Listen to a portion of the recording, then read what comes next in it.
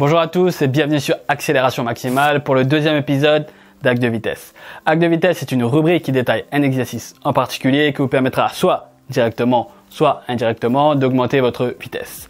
Dans l'épisode du jour, on s'intéresse à un exercice qui vous permettra majoritairement d'augmenter votre vitesse multidirectionnelle et plus particulièrement votre capacité à changer de direction plus rapidement.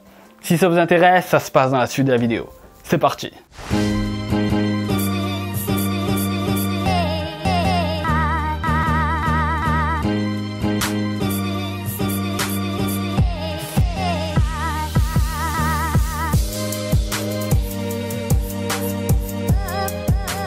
Donc l'exercice du jour, contrairement à la plupart des exercices de vitesse où l'objectif est d'aller le plus rapidement possible, est un exercice de décélération où l'objectif sera de ralentir le plus efficacement possible.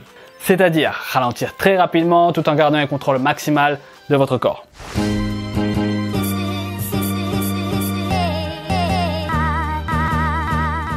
Cet exercice vous permettra d'améliorer votre capacité de décélération, ce qui vous permettra d'améliorer votre capacité à changer de direction, ce qui vous permettra d'améliorer votre vitesse multidirectionnelle. Car si vous ne le savez pas, vous pouvez très bien être plus rapide que votre adversaire en ligne droite, mais à contrario être plus lent que lui si vous avez des sprints avec changement de direction à effectuer.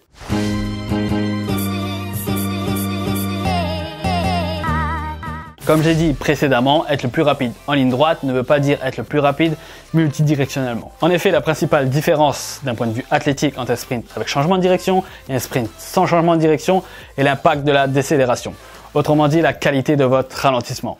Je m'explique tout de suite et pour ça on va faire une analogie avec les voitures de course. Imaginez-vous, vous participez à une course à bord d'une voiture très puissante, une Ferrari rouge par exemple, avec une vitesse de pointe incroyable et une accélération tout aussi vertigineuse. Vous avez tout simplement la voiture la plus puissante et rapide du circuit. Deux cas de figure s'offrent à vous. Dans le premier cas, le système de freinage est très moyen, la capacité à décélérer efficacement et donc la faiblesse de votre voiture.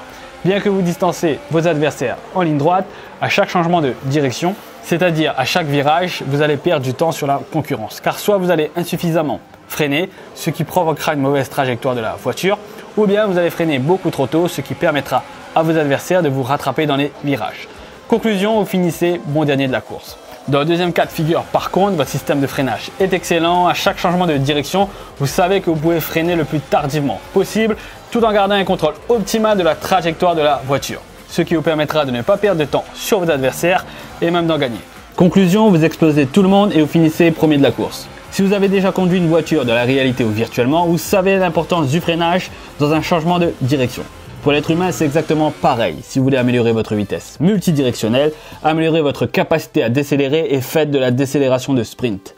De plus, pour finir sur cette partie, un changement de direction bien contrôlé vous permet de réaccélérer dans de meilleures conditions, avec une position de votre corps optimale et donc une accélération plus rapide.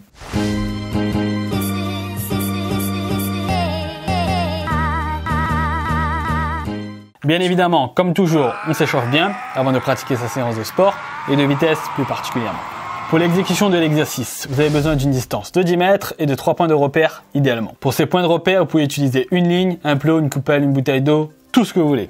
Donc, après avoir délimité ces points de repère, vous vous placez au point de départ et votre but est d'accélérer le plus rapidement possible jusqu'au deuxième marquage qui symbolise le début de la décélération. Arrivé à ce deuxième marquage, votre but est de ralentir et de vous arrêter le plus rapidement possible, et ce avant le troisième marquage. En ce qui concerne les distances, pour commencer, espacez le départ de l'arrivée d'une distance de 10 mètres et placez le repère signifiant le début de la décélération 2 mètres avant l'arrivée. Ce qui vous donnera, les plus matheux confirmeront, 8 mètres pour accélérer et 2 mètres pour ralentir. Normalement, tout le monde devrait être capable de faire ça. Si ce n'est pas votre cas, raccourcissez la phase d'accélération de 2 ou 3 mètres. Ou bien augmentez la distance de décélération de 1 mètre et vous devriez être capable de vous arrêter à temps. Pour progresser sur cet exercice, il vous suffira seulement d'augmenter la phase d'accélération de 3 à 5 mètres. Vous arriverez donc avec une plus grande vitesse au moment de la décélération, ce qui la challengera davantage. Vous pouvez également varier la position de décélération, par exemple vous arrêtez avec une jambe bien en avant de l'autre, pratiquement en position de fente, notamment si vous faites du foot américain ou du rugby, ou bien vous pouvez aussi vous arrêter en position latérale, notamment si vous faites du tennis.